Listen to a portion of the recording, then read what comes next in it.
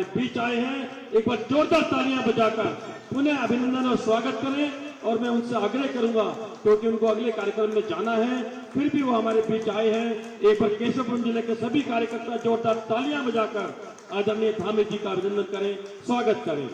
मैं सीधा आग्रह करूंगा वीर बजरंगे। चलिए बैठ जाइए, बैठ जाइए, बैठ जाइए। बोलिए भारत माता की, भारत माता की।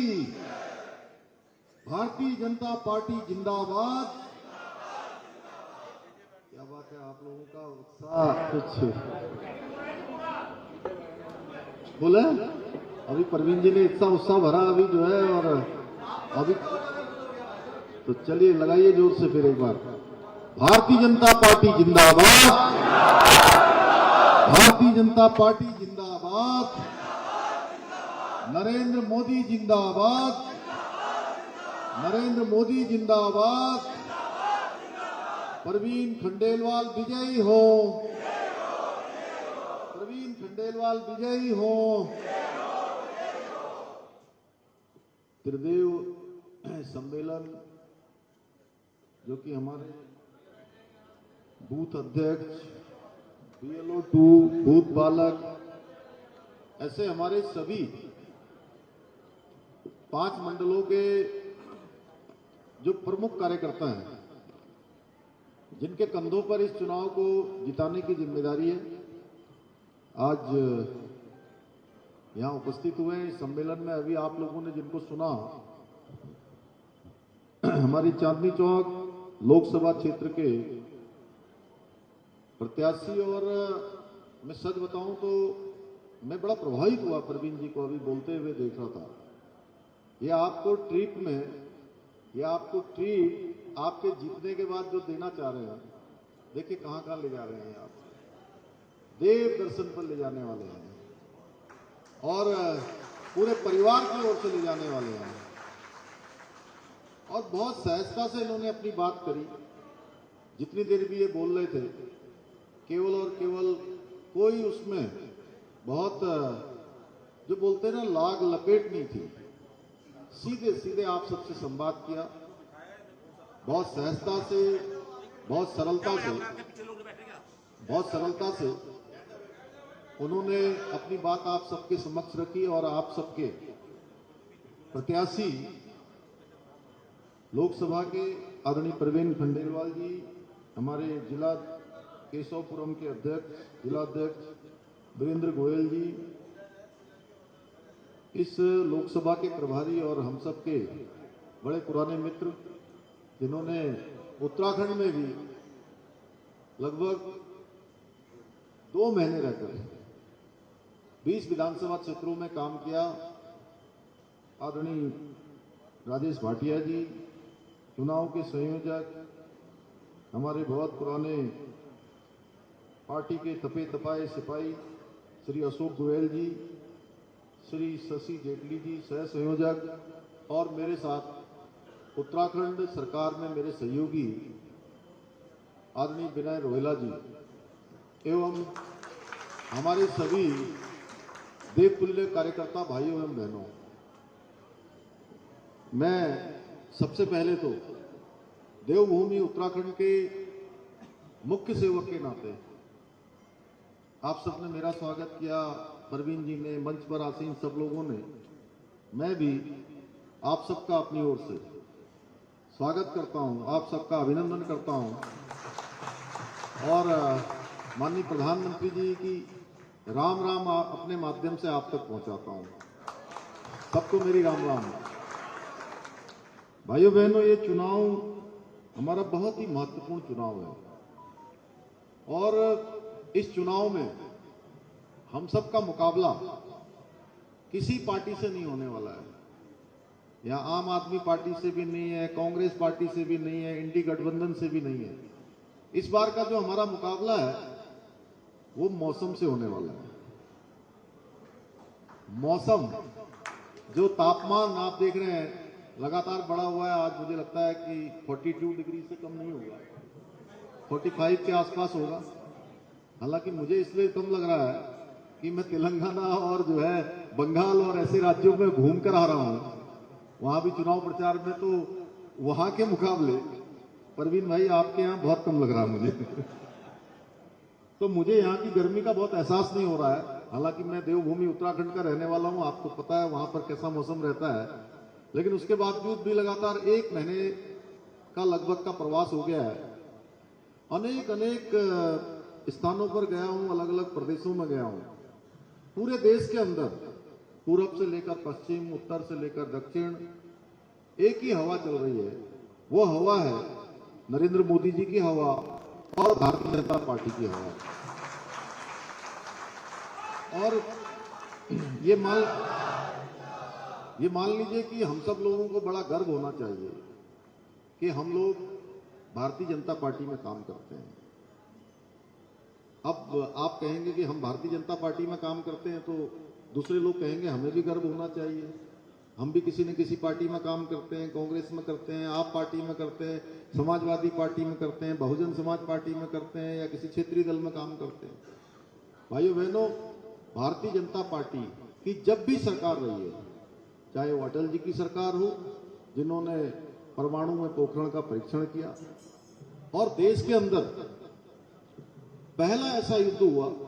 मैं एक सैनिक परिवार से आता हूं, मैं एक सैनिक का बेटा हूं, इसलिए मैं बहुत देश की जो इस प्रकार की चीजें होती हैं उन पर हमेशा मेरा बहुत ध्यान रहता है। तो ये पहला देश का ऐसा युद्ध अटल जी के समय में कारगिल का युद्ध हुआ, जिस युद्ध में देश की सेना ने युद्ध के मैदान में भी युद्ध जीता और वार्ता की टेबल पर भी युद्ध जीतने का काम किया। परमाणु का पोखरण का परीक्षण अटल बिहारी वाजपेयी जी के समय में, बहुत सारे काम जो अटल जी के समय में शुरू हुए थे बीच में बंद हो गए। 10 सालों तक घपलों घोटालों की सरकार आ गई, घपले होते गए, घोटाले होते गए। रोज कोई दिन ऐसा नहीं होता था जिस दिन घोटाला ना हो। आपके यहीं दिल्ली में कभी कॉमनवेल्थ का घोटाला हो रहा था, कभी 2G स्पेक्ट्रम का घोटाला, कभी 3G स्पेक्ट्रम का घोटाला, कभी आवास का घोटाला, कभी जमीनों का घोटाला। तीनों जगह घोटाले, जमीन में भी, पाताल में भी और आकाश में भी। ऐसे घोटालों की सरकार उस समय आ गई और हमारी पहचान पूरे विश्व के अंदर ऐसी पहचान बन गई थी कि घपलों का देश, घोटालों का देश। और भारत, दब्बू भारत, पिछलग्गू भारत और विश्व के मंचों पर अपनी बात भी न कह सकने वाला भारत, अपने हितों को भी न करवा सकने वाला भारत, उस दब्बूपन से, उस पिछलग्गूपन से और एक तरह से भारत को उभारने का काम, विश्व में भारत का डंका बजाने का काम, पूरी दुनिया के अंदर भारत का मान सम्मान और स्वाभिमान बढ़ाने का काम, हर भारतीय को एक गौरव प्रदान करने का काम किसी ने किया है तो हमारे प्रधानमंत्री मोदी जी ने किया है। भाइयों बहनों, 2014 के बाद देश के अंदर अनेक अनेक ऐतिहासिक डिसीजन लिए गए और बहुत सारे बच्चे, देखिए मैं एक बात और आपसे कहना चाहता हूं, क्योंकि आप लोगों को एक ऐसा मैकेनिज्म बनाना है कि हमारे जो वोटर हैं, जो मतदाता हैं, वो घरों से निकले। हमारे जो नए मतदाता हैं, जो पहली बार वोट करने वाले हैं, जिनकी आयु 18 साल की हो रही होगी, उनको ये पता ही नहीं होगा कि 10 साल पहले, आज से जब वो उनकी आयु 8 साल की होगी, तो उनको नहीं पता उस समय कि कितने घपले होते थे, घोटाले होते थे, कैसे हमारे देश की पहचान बन गई। उनको भी ये बात हमारी पहुंचनी चाहिए कि अब में और तब में अंतर किस प्रकार का हो गया, कैसा भारत बदला है। ये सारा का सारा काम हमारे जिम्मे है। भाइयों बहनों, अनेक ऐतिहासिक निर्णय पिछले 10 सालों में हो गए, चाहे हम जम्मू कश्मीर में धारा 370 हटने की बात करते हैं, चाहे 3 तलाक का जो कुप्रथा थी उस कुप्रथा का अंत करने का काम हो, या दिल्ली में सीए का कानून जब लाया जा रहा था तो देश में कुछ लोग यहाँ दिल्ली के अंदर शाहीन बाग पर किस प्रकार से जो है उपद्रव करने का काम कर रहे थे, वो सीए का कानून लागू हो गया। या देश भर हमला हुआ बालाकोट में, पुलवामा में अटैक होता है, तो बालाकोट जाकर दुश्मन के उन आतंकियों के अड्डों को उड़ाने का काम, सर्जिकल स्ट्राइक से उनको समाप्त करने का काम भारत की सेना करती है। कोई हमला आज भारत के अंदर होता है, आज डोकलाम की घटना हो या तवांग की घटना हो, तवांग सियाचिन ग्लेशियर और चीन सीमा पर, भारत की सेना ऐसे हमलों का जवाब, आतंकवादी, अलगाववादी और जिहादियों के हमलों का जवाब, अब अगर एक गोली दुश्मन की आती है तो गोलों और तोप से देने का काम करती है भारत की सेना, उसका जवाब देती है भाई। और हम सब लोग बड़े सौभाग्यशाली हैं। सौभाग्यशाली हम लोग इसलिए हैं कि हम राम युग में हम सबको जीने का अवसर मिला है, फिर से राम युग में जीने का अवसर मिला है। आप देखिए, एक वो लोग होंगे जिनको त्रेता युग में जीने का अवसर मिला, त्रेता युग में जो पैदा हुए होंगे उन्होंने राम युग देखा होगा, और एक हम सब लोग हैं, लंबी प्रतीक्षा के बाद फिर से हम सब लोगों ने 22 जनवरी को देखा कि प्रभु श्री राम अपने घर में आ गए, उनकी प्राण प्रतिष्ठा हो गई और जन्मभूमि में फिर से विराजित हो गए। यह अवसर भी हमको प्रधानमंत्री मोदी जी के कारण मिल पाया भाइयों बहनों, लंबे समय से प्रतीक्षा थी। इसके अतिरिक्त अनेकों काम देश के अंदर, आज अभी ये कह रहे थे व्यापारी हूं प्रवीण जी, आज भारत के अंदर एक मैन्युफैक्चरिंग का हब बन रहा है। दुनिया की बड़ी बड़ी कंपनियां आज भारत आना चाहती हैं, भारत में निवेश करना चाहती हैं, भारत में उद्योग लगाना चाहती हैं। जितना विकास पिछले 10 सालों में हुआ है, अगर हम 70 सालों से उसकी तुलना करेंगे तो ये 10 साल बहुत भारी पड़ने वाले हैं। चाहे नए IIT बने हो, IIM बने हैं, हमारे नए 390 से ज्यादा विश्वविद्यालय बने हैं, यूनिवर्सिटियां बनी हैं, हवाई अड्डे जितने 10 सालों में बने हैं वो पूरे 70 सालों से ज्यादा बने हैं भाइयों बहनों। गरीब कल्याण की योजनाएं देश के अंदर जो लागू की गई हैं, उससे हर एक व्यक्ति के जीवन को ऊपर उठने का मौका मिला है। 2014 से पहले भी योजनाएं बनती थी, लेकिन योजनाएं किसके लिए बनती थी? कुछ लोगों के लिए बनती थी, कुछ लोगों को लाभ पहुंचाने के लिए योजना बनती थी। लेकिन आज जो योजनाएं बनती हैं वो हर एक गरीब व्यक्ति के जीवन को ऊपर उठाने के लिए बनती हैं। जिनको वास्तव में देश के अंदर सहायता की आवश्यकता है, उन सबके लिए योजनाएं बनती हैं। भाइयों बहनों, मोदी जी ने देश के अंदर एक नया वर्क कल्चर लाने का प्रयास किया है। एक नया वर्क कल्चर देश में आया है। आज नया भारत बदल रहा है। आज भारत की साख पूरी दुनिया के अंदर बढ़ रही है। भाइयों बहनों, इसलिए एक तरफ मोदी जी हैं जो समर्पित भाव से अपने जीवन का एक एक पल और एक एक क्षण भारत माता को समर्पित कर रहे हैं। 140 करोड़ देशवासियों को समर्पित कर रहे हैं, उनको अपना परिवार मानकर काम कर रहे हैं। और दूसरी तरफ ऐसे परिवारवादी दल हैं जो कहते हैं, मोदी जी कहते हैं सबका साथ सबका विकास, और ये लोग कहते हैं मेरा और मेरे परिवार का विकास। इनकी प्राथमिकता है परिवार, इनकी प्राथमिकता है भ्रष्टाचार। अब दिल्ली की बात करें, अब दिल्ली में, मैं अभी पंजाब में था, पंजाब में मैं देख रहा हूं कि दोनों पार्टियां, कांग्रेस पार्टी और आप पार्टी, दोनों अलग अलग चुनाव लड़ रही हैं, एक दूसरे को गालियां दे रही हैं, और दिल्ली में दोनों गलवैया कर रहे हैं। अब देखिए, ये एक दूसरे को भी ठगने का काम कर रहे हैं। दिल्ली में एक दूसरे को जितना कोस सकते हैं भाटिया जी, उतना कोस रहे हैं। पंजाब में और दिल्ली में एक साथ मिले हुए, आखिर इन पर कौन भरोसा करेगा? जो एक दूसरे के ही सगे नहीं है, तो इनके बारे में तो यही कह सकते हैं, ऐसा कोई सगा नहीं जिसको इन्होंने ठगा नहीं। तो भाइयों बहनों, ये सब बातें जनता के बीच में जानी चाहिए। ये कांग्रेस पार्टी के भ्रष्टाचार को गिनाते गिनाते सत्ता में आए, और इन्होंने कांग्रेस पार्टी को भी भ्रष्टाचार के मामले में पीछे छोड़ दिया। शराब घोटाला, ये घोटाला, कभी कहते थे हम दिल्ली में इतने स्कूल खोल देंगे, 500 कॉलेज बना देंगे। कोई कॉलेज नहीं बनाया भाइयों बहनों, उल्टा शराब के अड्डे खुलवा दिए चारों तरफ। मैं अभी यमुनोत्री से आ रहा हूं, 2 दिन पहले यमुनोत्री गया था। 4 धाम यात्रा शुरू हो गई है और संख्या भी खूब आ रही है। पहले 1-2 दिनों आपने पढ़ा होगा कि बहुत संख्या आ गई, बहुत जाम लग गया, बहुत ये हो गया। इतना कुछ नहीं है अभी वहां पर, सब अच्छा हो गया है, बहुत अच्छे से यात्रा हो रही है। आज भी अभी मैं अपडेट ले रहा था, कम से कम 32,000 लोगों ने आज केदारनाथ जी में, 15,000 लोगों ने गंगोत्री में और करीब 12,000 लोगों ने यमुनोत्री में और लगभग 28,000 लोगों ने बद्रीनाथ जी में आज दर्शन किए हैं अभी तक, दिन तक।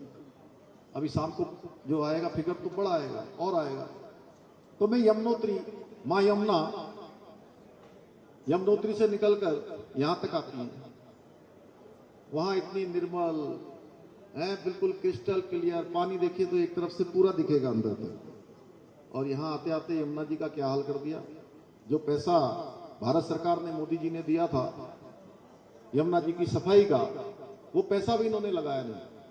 और मैं सच बताऊं तो आजकल तो कुछ ठीक है गर्मी के कारण से, लेकिन सर्दियों में जब मैं यहां आता हूं तो सवेरे जो है अपने मुंह में जो है वो लगा के बाहर घूमना पड़ता है मुझे, नहीं तो खांसी शुरू हो जाती है, नाक बंद हो जाती है, ये पूरा गैस का चैम्बर जैसा बन जाता है। ये कहते थे हम दिल्ली को साफ करेंगे, सफाई करेंगे, हम झाड़ू लगाएंगे। इन्होंने ये झाड़ू तो लगा ही नहीं, इन्होंने जनता की गाड़ी कमाई में झाड़ू लगा दी है भाई। पेरिस जैसा बनाएंगे कहते थे, जनता की गाड़ी कमाई पर इन्होंने डाका डाल दिया। कहते थे केजरीवाल जी कहते थे कि मैं कभी कांग्रेस के साथ गठबंधन नहीं करूंगा, राजनीति छोड़ दूंगा। आज आप देख लीजिए क्या कर रहे हैं। इनका दोहरा चरित्र है भाइयों बहनों। ये जो गठबंधन बना है, ये गठबंधन भी कोई सरकार बनाने का गठबंधन नहीं है। ये गठबंधन दोनों पार्टियों का, ये भ्रष्टाचार छुपाने का गठबंधन है, तुष्टीकरण का गठबंधन है। हमारे पुजारी घूम रहे हैं, उनके लिए कोई व्यवस्था नहीं, और एक वर्ग विशेष के लोगों के लिए वो जो किसी को सब है मासिक वेतन दे रहे हैं।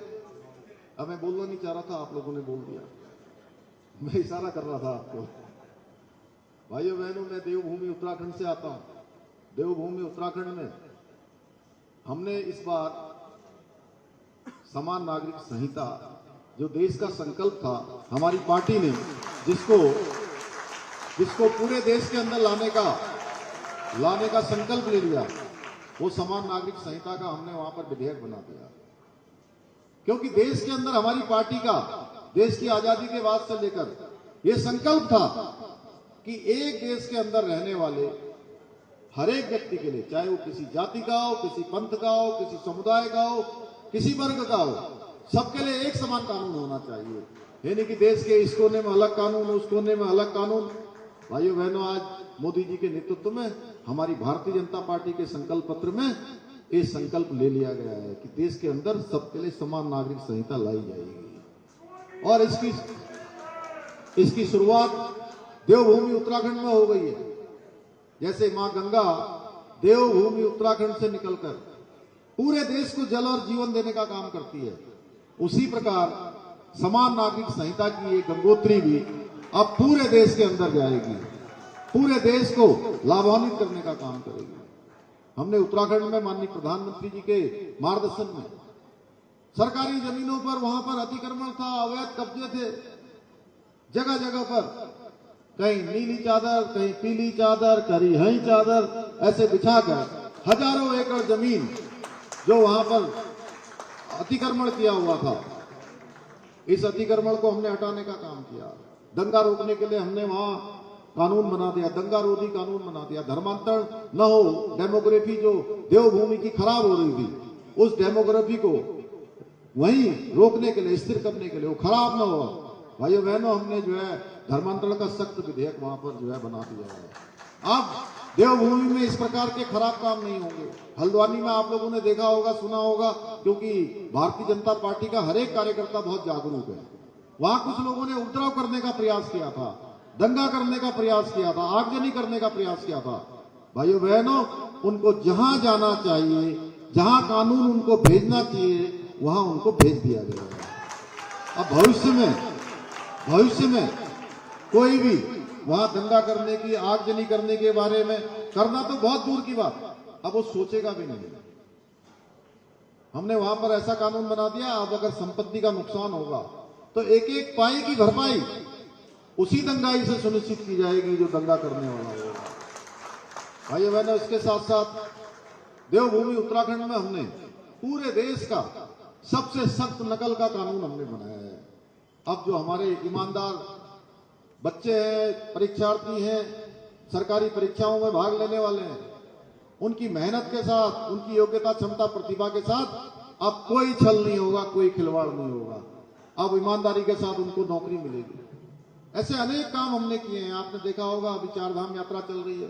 4 धाम ऑल वेदर रोड है, हमारे प्रधानमंत्री जी के नेतृत्व में वहां बन गई है। बाबा केदार का नवनिर्माण, पुनर्निर्माण का काम तेजी से चल रहा है। बद्री विशाल में मास्टर प्लान हो रहा है केदारनाथ जाने के लिए, हेमकुंड साहब जाने के लिए। हमारे यहाँ पर पीछे हमारे प्राय जी भी बैठे हैं, सामने भी बैठे हैं। अब हेमकुंड साहब जाने के लिए आने वाले समय में आसानी से यात्रा हो पाएगी, और जिसमें कई दिन लगते हैं वो कुछ ही घंटों में वो यात्रा पूरी हो जाएगी। जो हमारे बुजुर्ग लोग हैं उनकी यात्रा आसान हो जाएगी, शारीरिक रूप से कमजोर लोगों की यात्रा भी आसान हो जाएगी। भाइयों बहनों, आदि कैलाश मानसरोवर के बगल में आदि कैलाश हमारे, और माननीय प्रधानमंत्री जी मोदी जी देश के पहले प्रधानमंत्री हो गए जो 18,000 फुट की ऊंचाई पर जाकर पूरे देश और दुनिया को आदि कैलाश दिखाने का काम उन्होंने किया है। सबका ध्यान उस तरफ ले गए हैं। भाइयों बहनों, इस प्रकार से हमारे जितने देव स्थान हैं वो जहां भी हैं, उनके नवनिर्माण का काम, पुनर्निर्माण का काम माननीय प्रधानमंत्री मोदी जी के नेतृत्व में तेजी से आगे बढ़ा है। ये हमारे सांस्कृतिक जागरण का एक नया कालखंड आया है। हमारी संस्कृति भी आगे बढ़ रही है, हमारा सनातन भी आगे बढ़ रहा है, हमारे धर्म कर्म के काम भी आगे बढ़ रहे हैं। और मोदी जी को देखकर अब चुनाव में इन लोगों को भी मंदिर भी जाना पड़ रहा है। ये जो हम लोग कलाव पहनते हैं, जनेऊ भी पहन रहे हैं। जनेऊ भी कहां पहन रहे हैं? कोट के ऊपर भी जनेऊ पहन रहे हैं। इस प्रकार इनको मजबूर कर दिया गया है भाइयों बहनों। लेकिन ये लोग, आप जानते हैं, कभी सनातन को गाली देते हैं, कभी राम मंदिर का विरोध करते हैं, कभी हमारे देवी देवताओं पर अभद्र टिप्पणियां करते हैं। नॉन वेज खाने का चित्र जो है नवरात्र में केवल चिढ़ाने के लिए डालते हैं, एक वर्ग के वोटों को खुश करने के लिए करते हैं। इसलिए ये समय आ गया है कि आपके एक एक वोट की चोट से इन सबको बेनकाब कर देना है। इस बार इनको जड़ से उखाड़ फेंकना है। दिल्ली में महिलाओं का किस प्रकार से अपमान हो रहा है वो हम लोगों ने भली भांति देखा भाइयों बहनों। स्वाति मालीवाल, उनके आप पार्टी की सांसद किस प्रकार से लात जूते घूंसे मार रहे हैं, किस प्रकार महिला के साथ अभद्रता कर रहे हैं।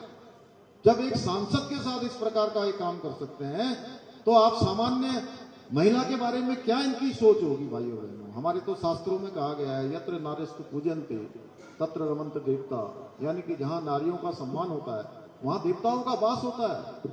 हमारे संस्कार कहते हैं, हमारी संस्कृति कहते हैं, हमारे सारे शास्त्र कहते हैं कि महिला हमारे लिए सर्व नारी नारायणी का स्वरूप है। भाइयों बहनों, ये लोग जो है देश को पूरी तरह से गर्त में धकेलना चाहते हैं, 2014 से पहले जैसी स्थिति लाना चाहते हैं।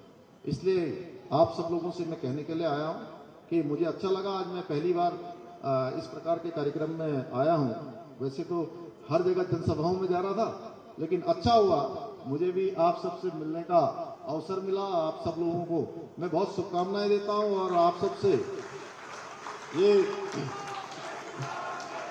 ये जरूर कहता हूं कि